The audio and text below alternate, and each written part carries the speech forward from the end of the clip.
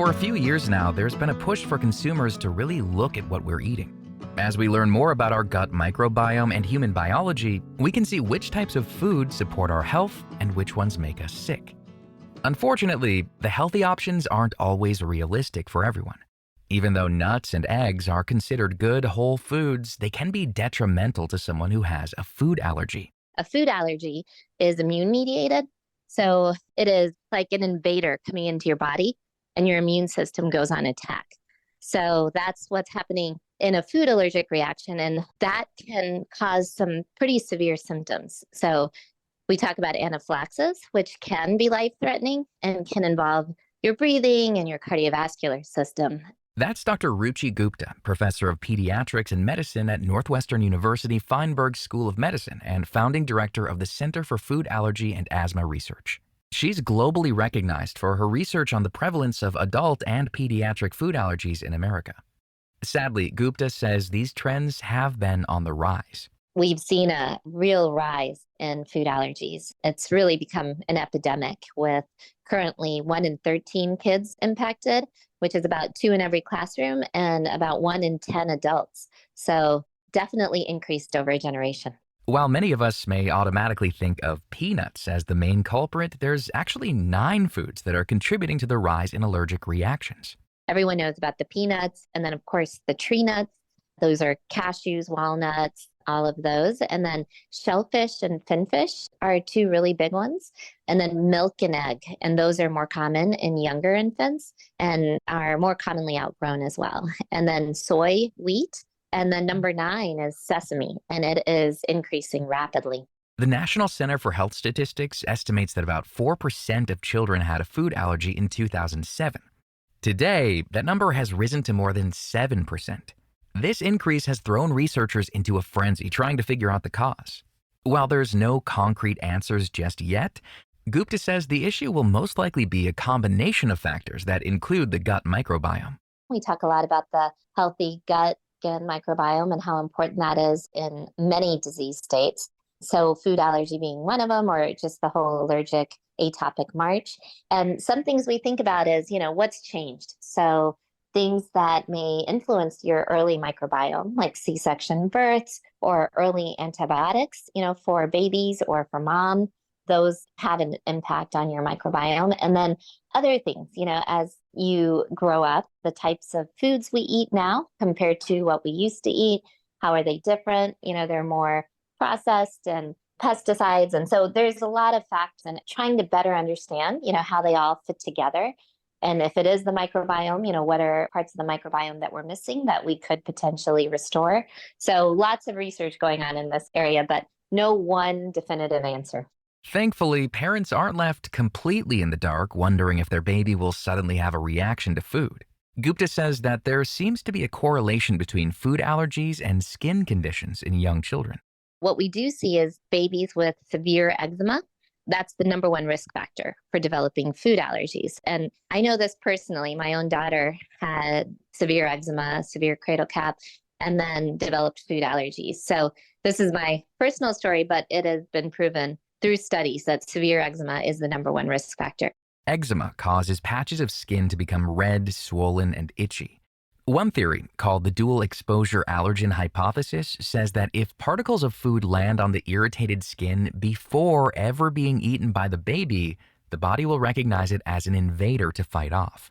If babies are exposed to that allergic protein, so like peanut protein, through their skin before their gut, their body may react, their immune system may go on attack. So kind of what we talked about, like that peanut protein, and this is my story, nursing, eating what I thought were healthy nuts while nursing my baby, and probably some of those proteins fell on her eczematous skin. And so her body recognized that as an invader instead of something safe and went on attack. Now, what the new guidelines are now, and this is why years later, so in the year 2000, the American Academy of Pediatrics said, let's not introduce peanuts till age 3 because we saw this rise, this epidemic of peanut allergy. However, various studies disproved this thought process. In 2015, a large clinical trial in London called the LEAP study was the final nail in the coffin. It found that by giving high-risk infants peanut products early, They could reduce the risk of an allergy by 81%. What happened after that is the guidelines changed, and we ended up encouraging early introduction in babies. So I want to point that out because the new recommendations for any new moms listening is introduce peanut products early, because if your body recognizes it through the gut, then you may have a higher chance of preventing it in your baby. Gupta notes to always have a conversation beforehand with your pediatrician and then start introducing peanut products to your child when they're 4 to 6 months old.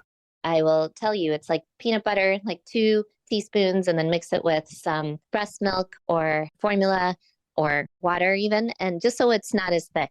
And then introduce it slowly to your baby on their tongue and watch them, and then introduce a little bit more and more. And the thing I want to tell your parents is that majority of infants will do just fine. But there are a small number of children who may have an allergic reaction. It's important to know what that can look like so you can get immediate help.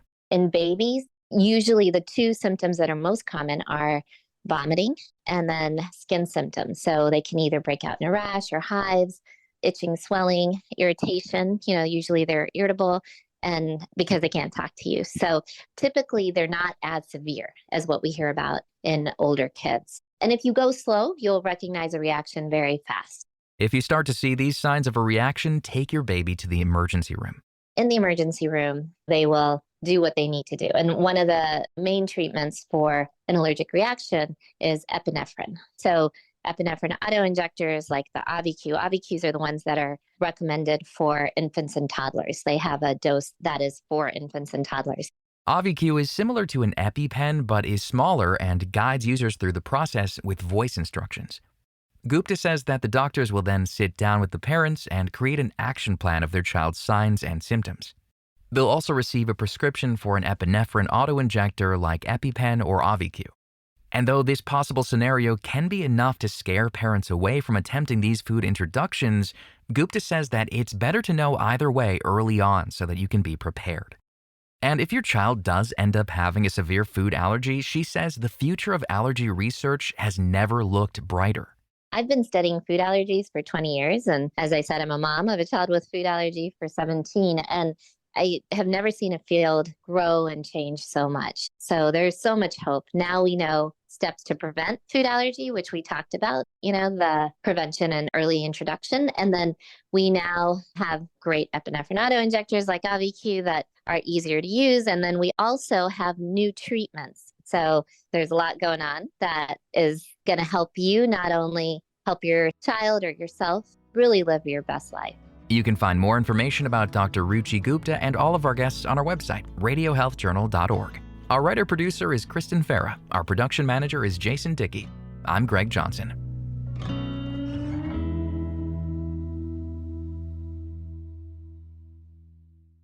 Coming up next week on Radio Health Journal. We used to put athletes kind of in cocoon therapy, right? We would have an injury, we would put them in a dark room and turn off lights and no access to computers or TVs or phones or any of that sort of thing. And we found out that that's really bad. The major changes in concussion guidelines. But first, how understaffed preschools are affecting the economy. We're seeing women in particular, but all parents who are unable to go back into the workforce because they cannot find childcare for their kids. All that and more on Radio Health Journal. I'm Elizabeth Westfield, host of Radio Health Journal. If you enjoy listening to Radio Health Journal, you'll also like our sister show, Viewpoints, which covers a wide array of topics from education to history to the environment. Here's a preview of what they're covering this week on Viewpoints.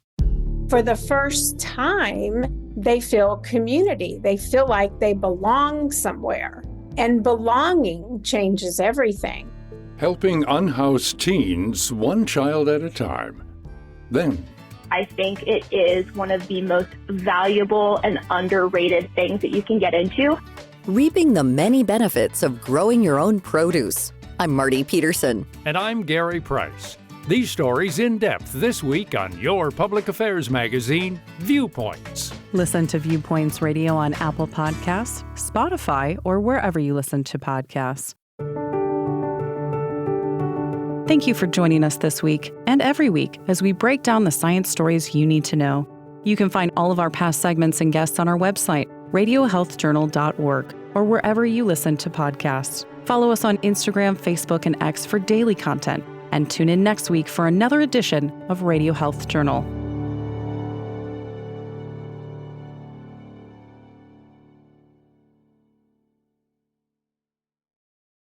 His karate lessons might not turn him into a black belt. Hi-ya! And even after band camp, he might not be the greatest musician. But with the 3% annual percentage yield you can earn on a PenFed premium online savings account, your goal of supporting his dreams... Thanks for everything, Mom and Dad. ...will always be worth it. Apply today at PenFed.org/savings. Federally insured by NCUA. $5 minimum to open account. To receive any advertised product, you must become a member of PenFed. PenFed's got great rates for everyone.